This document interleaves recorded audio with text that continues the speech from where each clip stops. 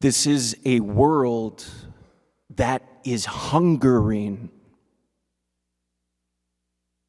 We are in a world that is hungry, starving for nourishment. I've been revisiting the book that our parish had made available around Christmas called Do Something Beautiful for God, The Essential Teachings of St. Mother Teresa. Jesus here directs us, do not work for food that perishes. Do not try to fill yourself with that which can't really satisfy. Do not live ultimately for the things of this world, but live for the food, the nourishment that endures.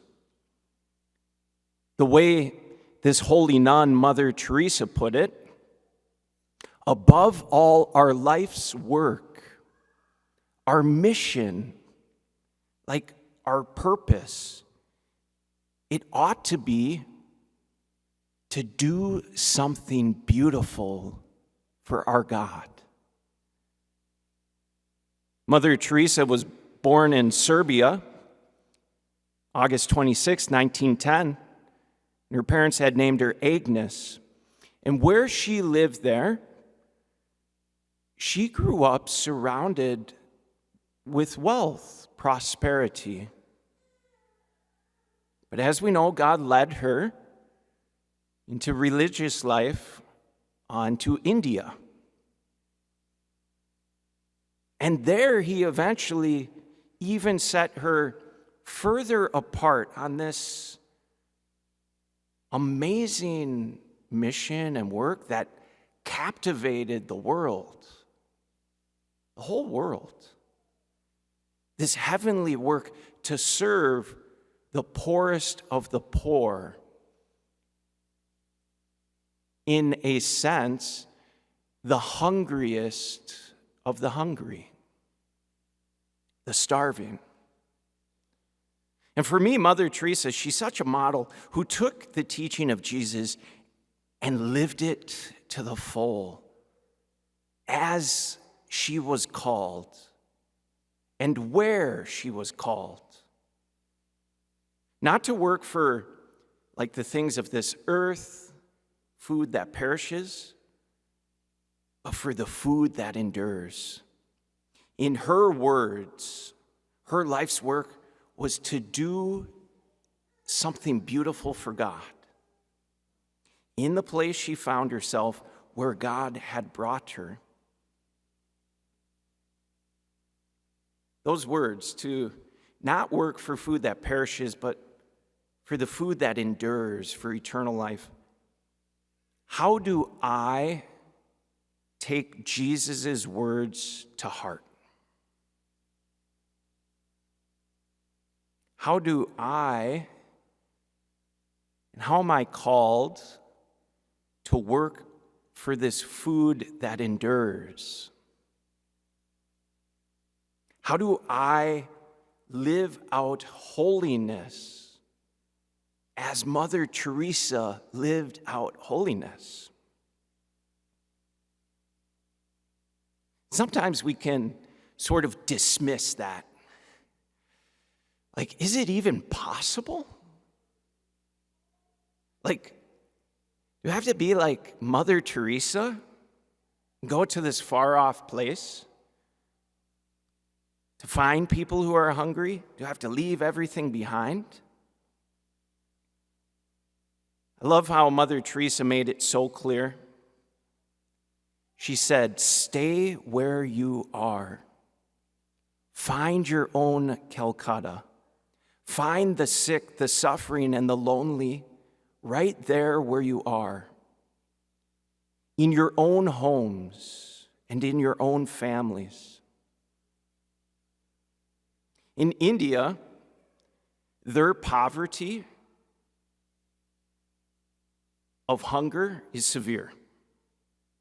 Many literally starve to death from bodily hunger.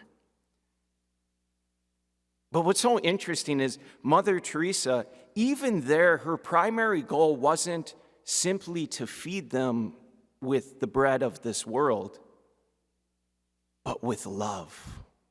With love. Even if they would still starve without the bread of this earth, she wanted to offer them the bread that endures, to not die without love, the love of Jesus, by becoming Jesus for them. We would call India a third world country. And indeed, when it comes to this food of the earth, India is among the poorest of the poor.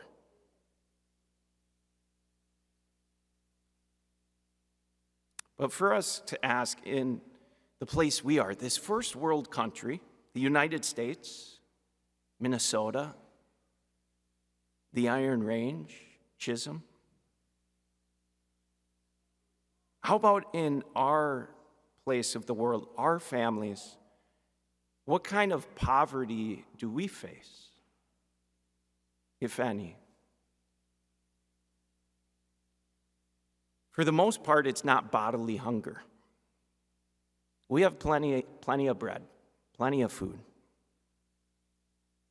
But how about love? How about the hunger for love, spiritual hunger, the hunger for God? How many in our community here in Chisholm, our families, are hungering, starving for God, for the bread of life, for Jesus and his love? In many ways, we find ourselves in a Calcutta. There is a deep hunger among us, a poverty. In our book, Mother Teresa says, the most terrible poverty is loneliness. We think sometimes that poverty is only being hungry, naked, and homeless. The poverty of being unwanted, unloved, uncared for is the greatest poverty. That's what Mother Teresa said.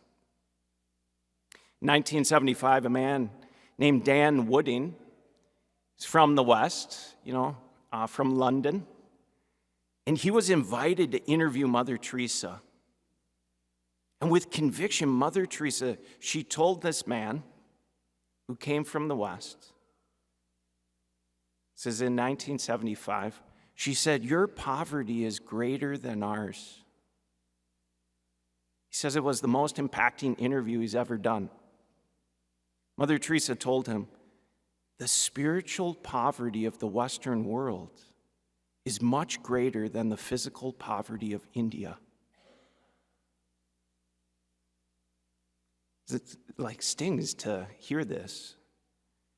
She said, you in the West have millions of people who suffer such terrible loneliness and emptiness.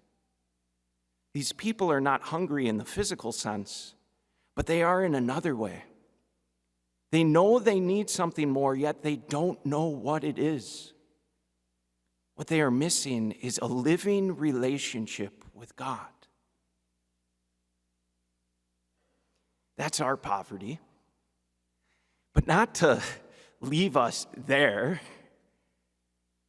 but the hope-filled gift of knowing that we know how to be nourished and from whom to be nourished, and that we can inspire and share others, give to others from the nourishment we receive in receiving the love of God, the very bread of life.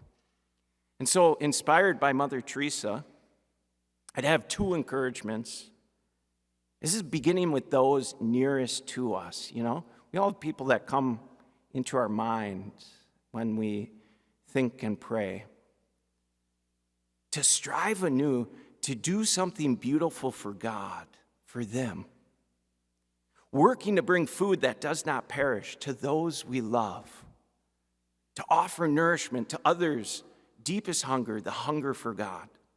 So first practical encouragement, if you have that blue book, Mother Teresa, continue to read that book, digest that book, to learn from this most wonderful saint. It's number one. And then two, I elaborate in our bulletin, to take the time and the intention to have real, true, spiritual, life-giving conversations with those who are closest to us, who are dearest to us, our family. In this next week, very practically, to speak about the true food that nourishes, to meet people in their spiritual hunger. And together, for us to do something beautiful for God, as families, as a parish, for Chisholm. To do something beautiful for God in a world, in homes, in families who are starving to be fed by God.